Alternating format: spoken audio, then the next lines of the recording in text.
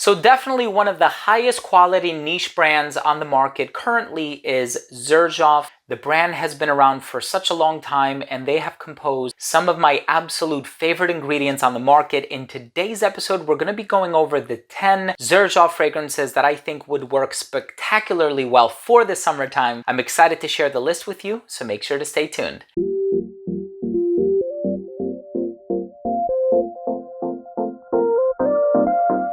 Now, before I begin today's video and I tell you about these 10 Xerjoff fragrances for the summertime, why I think they work so well, what I get in terms of the notes, the performance, the longevity, all that good stuff, I do want to start things off by saying that if you're a fan of fragrance-related content, please do consider supporting the channel by subscribing to it. Make sure to hit that bell icon so you could be notified whenever I do upload future videos to the channel. And of course, give this video a thumbs up if you learned something today or if you took something of value from today's episode. Now, this is an Italian brand, super high quality, and they work with some amazing perfumers. And of course, the founder of the brand is Xerjoff. I certainly have a lot of respect for him and the perfumers, and these fragrances are all exquisite. Now, there is a fragrance that I would love to include in this video, but I don't have a bottle of it currently, and it's called Renaissance. XJ 1861 Renaissance, amazing citrus and mint fragrance.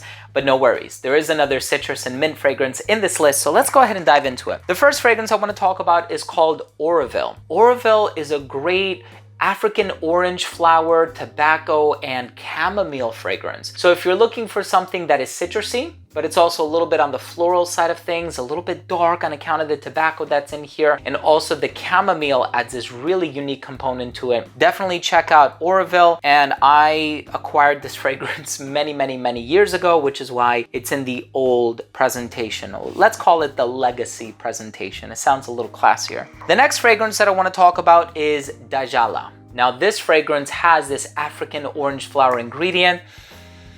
Oh, but it's so long lasting and the performance is amazing. You are going to knock people's socks off when you wear this fragrance. The performance is nuclear. It's going to last you 12 plus hours. And especially since I've had my bottle for such a long time, I feel like it's gotten a lot stronger with age. So amazing fragrance, also floral, citrusy, with some exotic qualities to it as well. Then I want to talk about Modoc. Modoc is a clean vetiver based fragrance. So if you're looking for something that's a little bit on the earthier side of things, while still not being a dirty, earthy, rooty vetiver, something that still has this clean and refined quality about it, Modoc is amazing. It does that very well. And then of course, we also have the original Mefisto, which was originally a Casa Moratti fragrance, and it still is, but now it falls under the Xerjoff umbrella. And this one has lemon, grapefruit, bergamot, lavender. It has rose absolute, Florentine iris, and then in the base you have sandalwood, cedarwood, amber, and musks. The grapefruit is really the note that shines in here with a little bit of that classy lavender. I know it's gotten compared to Silver Mountain Water by Creed. This one does do its own thing. I do get the resemblance, but at the end of the day, it does do its own thing, and I appreciate it for maintaining a sort of abstract quality while being unquestionably fresh for the summertime. The original Mefisto truly is great. And then we also have Luau, and this one, also part of the Shooting Stars collection, has a little bit of iris in here that I love. I know this one gets compared to Gianfranco Ferre PERFUMES for women, but this one is amazing. Clean, bright, there's an orangey vibe about it, but it also has the iris in here that really sets it apart. And of course, the newer presentation for the Shooting Stars looks like this,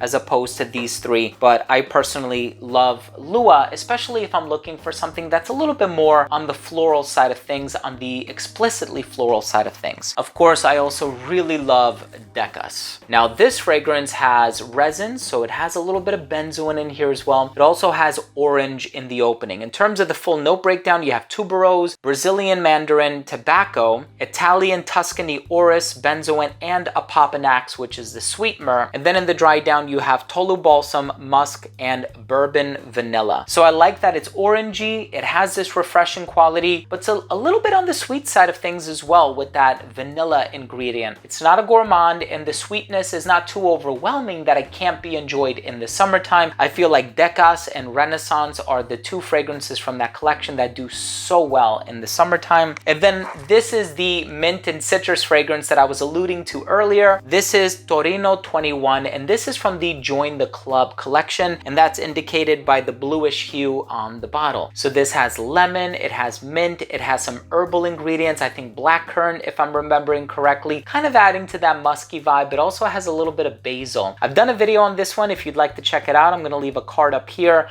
Amazing fragrance, especially if you're a fan of that mojito DNA that gets spoken about so often. Definitely gives off this citrusy, minty quality, very refreshing, beautifully done for the summertime. And then we have the fragrance that I actually prefer over Mefisto. We have Mefisto Gentiluomo. This one has a little bow tie on it. I think it's cute. This one has violet, iris, grapefruit, a musky vibe in the dry down. So you do have a lot of the similar ingredients from the original Mefisto. However, this is Mefisto Gentiluomo. There has been a slight altering of the DNA, but perfect for the summertime. Actually, I've done videos in the past, and this always fell in the #1 or #2 spot in terms of my favorite summer fragrances. So I did wear a whole lot of this fragrance last summer. I'm also going to be wearing it this summer as well. I have thousands of fragrances, so it's kind of hard to get to them all, but this is one that I do consistently keep coming back to. We also have Uden OVERdose sitting in the #2 spot. This is a fresh citrusy tobacco fragrance, and I love the original Uden, but Uden OVERdose just gives it that extra oomph. It has a certain pep in its step, and if you're looking for a citrusy, bright, summery tobacco fragrance, kind of similar to Oroville, but Oroville has more of like an herbal quality about it. Uden OVERdose is amazing. I've mentioned this in lists as well. And my favorite summer fragrance by Xerjoff, and this has been the case for many years. I will always have a bottle of this in my collection, and this one is one of the most authentic bergamot fragrances on the market, and that touch of cardamom that's in here is to die for. This one, of course, is Neo. And given how long this fragrance has been around for, how many years it's been around for, I am so impressed by the timelessness of the fragrance and how it's still as high quality now as it was many years ago, back in like 2011 when I first smelled it. Absolutely amazing, very natural, very realistic citrus in the opening. I love Neo, and I know it has a lot of fans out there. So these are 10 amazing Xerjoff fragrances for the summertime. I hope you enjoyed this video. If you did, please do consider supporting the channel by subscribing to it. If you own or if you've tried any of these fragrances, leave a comment down below. Let me know, what is your favorite Xerjoff fragrance? You can say your favorite Xerjoff for the summertime, or generally speaking, your favorite Xerjoff